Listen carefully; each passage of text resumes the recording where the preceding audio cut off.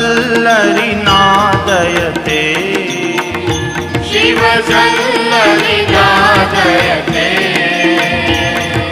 नीराजयते ब्रह्मा नीराजयते ब्रह्मा वेदऋचां पठते ॐ हर हर हर महादेव इति मृदुचरण सरोजे हृदि कमले धृत्वा शिवहृदि कमले धृत्वा अवलोकयति महेशम् अवलोकयति महेशम् ईशम् अभिनीत्वा